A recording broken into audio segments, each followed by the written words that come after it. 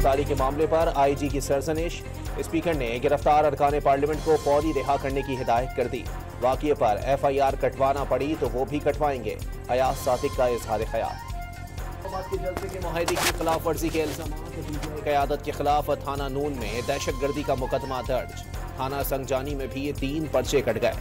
PTI ने एतवार को पाकिस्तान का वजूद चैलेंज किया। जब कहेंगे खान नहीं तो पाकिस्तान नहीं तो इसका क्या रद्द अमल आएगा।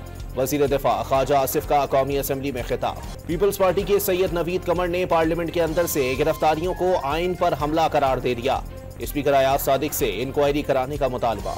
MQM के रहनुमा सैयद मुस्तफ़ा कमाल की स्पीकर से कल के मामले पर एक्शन लेने की अपील।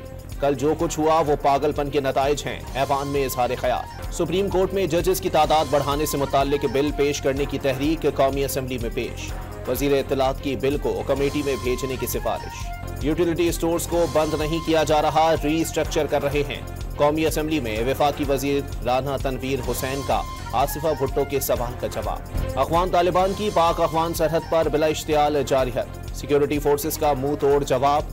अब तक 16 अफगान तालिबान हलाक, 27 जख्मी हो चुके, 2 टैंक्स भी तबाह कर दिए। कराची के इलाके एहसनाबाद में मुबैना पुलिस मुकाबला, डाकुओं की फायरिंग से शहरी जाँ बहक। पुलिस की जवाबी फायरिंग में 1 डाकू मारा गया। और खैबर के इलाके लंडी कोतल में मट्टी का तोदा गिरने से बच्चा जाँ बहक, 1 शख्स जख्मी। सिक्योरिटी फोर्सेस के जवानों ने मलबे से जख्मी और बच्चे की लाश निकाल ली।